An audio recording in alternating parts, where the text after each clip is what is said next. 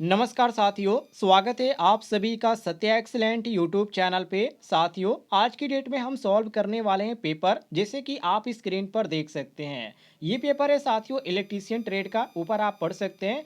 और ये प्रैक्टिकल का पेपर है, जो कि आप यहाँ पर देख सकते हैं 250 मार्क का यहाँ पर लिखा गया है। और first year annual examination 2 year trade के लिए काफ़ी इंपॉर्टेंट है। और 8 घंटे का इसमें आपको समय दिया जाएगा और सभी क्वेश्चन आपको करना अनिवार्य है। देखिए, क्वेश्चन तो थोड़ा यहाँ पर ब्लर है, जो मेरे पास पेपर है वो तो बिल्कुल फ्रेश है, लेकिन जब फोटो खींचा गया तो पेपर जो है यहाँ पर आप देख सकते हैं काफ़ी ब्लर आया है, जो कि यहाँ पर जो है आपको समझ में नहीं आ रहा होगा। लेकिन जो मैंने यहाँ पर क्वेश्चन कवर कर रखा है उसमें आपको सभी क्वेश्चन समझ में आएंगे और उसका आंसर भी आप ले पाएंगे। जैसे कि ये पहले क्वेश्चन में यहाँ पर जो कहा जा रहा है, इसमें ये कहा जा रहा है कि जो लोड है उसके साथ जो यहाँ पर उपकरण होते हैं उसके लोड के साथ बैटरी और वोल्टेज की विशिष्ट गुरुत्व को मापे। ये आपका कहा जा रहा है क्वेश्चन नंबर 1 में, जिसमें उसका स्केच भी बनाने के लिए कहा जा रहा है। और जिस आप मटेरियल का प्रयोग करें या जो भी इंस्ट्रूमेंट आप प्रयोग करें, जो इसमें सामग्री आप प्रयोग करें, उन सामग्रियों का नाम भी यहाँ पर बी ऑप्शन में लिखने के लिए कहा जा रहा है। और तीसरे में यहाँ पर साथियों कहा जा रहा है कि और जो बैटरी और वोल्टेज है उसकी विशिष्ट गुरुत्व का परीक्षण करें। तो ये आपका ए बी सी इन तीनों में आपका एक प्रयोग आ जाएगा, जिसमें आपको पहले नंबर पे इसका यहाँ पर स्केच बनाना पड़ेगा। इसके बाद साथियों यहाँ पर आपको दूसरे नंबर पे जो इसमें सामग्री आप प्रयोग करें उन सामग्रियों का नाम लिखना पड़ेगा। और तीसरे नंबर पे कहा जा रहा है जो कि इसमें जो है साथियों आपको इसकी यहाँ पर जो है परीक्षण करना पड़ेगा, जो प्रयोग है उसका। अब यहाँ पर दूसरे क्वेश्चन को आप देखेंगे तो यहाँ पर measure the power in three phase circuit using two watt meter method UPF load की यहाँ पर बात किया जा रहा है। मतलब कि 2 वाट मीटर विधियों द्वारा जो यूपीएफ है लोड का उपयोग करके थ्री फेज जो सर्किट है उसमें बिजली को मापने की बात किया जा रहा है। तो ये क्वेश्चन नंबर 2 में है, जिसमें यहाँ पर ए ऑप्शन में कहा जा रहा है, ध्यान से आप पढ़िएगा। यहाँ पर आप थोड़ा सा आप वीडियो की क्वालिटी बढ़ाएंगे तो आपको समझ में आ जाएगा। यहाँ पर कहा जा रहा है draw the circuit diagram to measure the power in three phase circuit using 2 watt meter. यहाँ पर साफ तौर पे लिखा गया है, मतलब कि 2 वाट मीटर विधियों का उपयोग करके थ्री फेज जो यहाँ पर सर्किट है उसकी शक्ति को मापने के लिए कहा जा रहा है। तो ये आपका ए में कहा जा रहा है।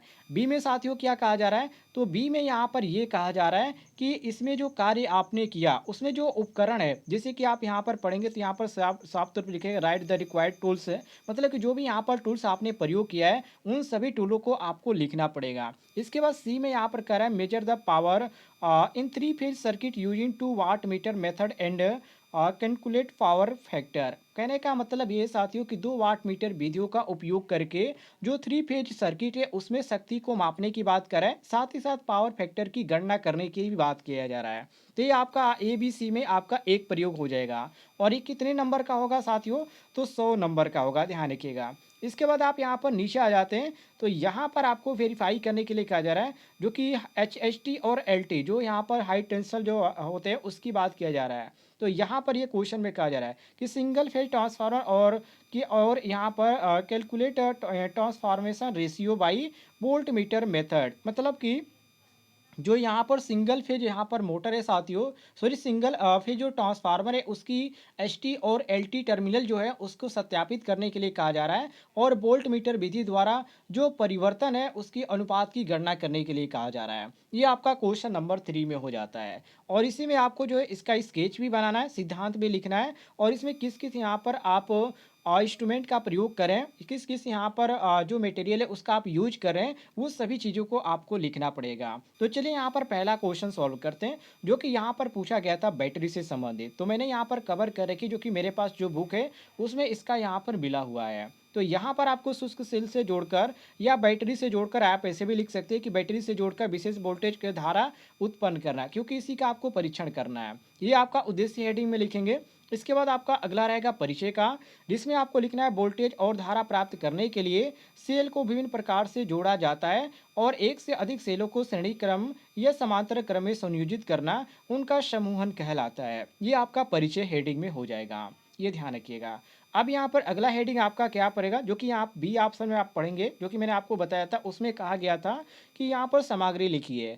तो आवश्यक उपकरण और सामग्री में आप लिखेंगे, जो कि इसमें सेल का प्रयोग किया जाएगा, जो कि आप बैटरी भी लिख सकते हैं। इसके बाद एमीटर या वोल्ट मीटर या वायर या डीसी सप्लाई, इन सभी चीज़ों की ज़रूरत पड़ती है, तो सभी चीज़ें आप क्रम वाइज लिख सकते हैं। यदि आपके पास माप है इन सब का, तो माप भी आप लिख सकते हैं, यदि आपको जानकारी है तो।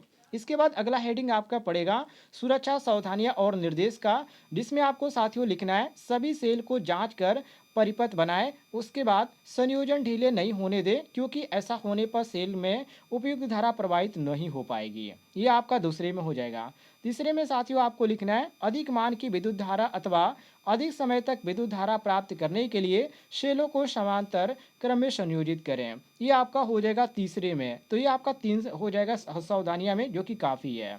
अब यहाँ पर कार्यविधि आता है, या बहुत लोग इसको सिद्धांत भी हेडिंग दागते हैं। तो कार्यविधि लिखिए या सिद्धांत लिखिए, आपके ऊपर डिपेंड करता है। तो जैसे आप यहाँ पर जो लिखा गया आप इसको भूल जाइए। जैसे आप प्रयोग किए हैं, आप उस प्रयोग को ध्यान से देखिए, और प्रयोग में आपने पहला स्टेप क्या किया वो सभी चीज़ों को आपको लिखना है। पहले आपने क्या किया, दूसरे नंबर पे क्या किया, किस तरह आप इसको यहाँ पर स्केच बनाएं, और यहाँ पर स्केच बनाने में किन किन बातों को आपने ध्यान रखा, ये सभी चीज़ें आपको लिखना है। बाकी फिगर जो आपको यहाँ पर बनाना पड़ेगा, इस प्रकार बनाना पड़ेगा।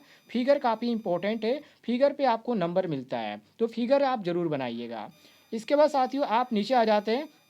जो सभी चीज़ें यहाँ पर करने के बाद, फिगर बनाने के बाद, आपको परिणाम हेडिंग दागना है, जो कि आप यहाँ पर देख सकते हैं। परिणाम रिजल्ट यहाँ पर आएगा, जिसमें आपको लिखना है विशेष वोल्टता और धारा प्राप्ति हेतु सेलों को श्रेणी और समानांतर संयोजन का सफल अध्ययन किया गया। ये आपका हो जाएगा साथियों रिजल्ट में। ये सभी चीज़ें आपको लिख देना है। और ये जो हो गया कितने नंबर का हो गया साथियों, 50 नंबर का आपका क्वेश्चन हो गया। बस आपको इतना करना है। दूसरे नंबर पे था साथियों जिसमें 2 वाट मीटर के पूछा गया था, उसको भी देख लेते हैं। तो यहाँ पर देखिए 2 यहाँ पर पूछा गया था, तो आप यहाँ पर ऐसे भी लिख सकते हैं विभिन्न प्रकार के वाट मीटरों का अध्ययन करके परिपथ में इनका उपयोग करना। ये आपका उद्देश्य हेडिंग में हो गया। इसके बाद साथियों आपको परिचय हेडिंग दागना है, और परिचय में आपको लिखना है वाट मीटर किसी भी वैद्युतिक परिपथ की शक्ति अर्थात वाटेज ज्ञात करने के लिए प्रयोग होता है, और वाट मीटर मापन यंत्र डायनोमीटर प्रकार, जो कि प्रेरण प्रकार एवं डिजिटल प्रकार के होते हैं, जिनका उपयोग परिपथ की आवश्यकता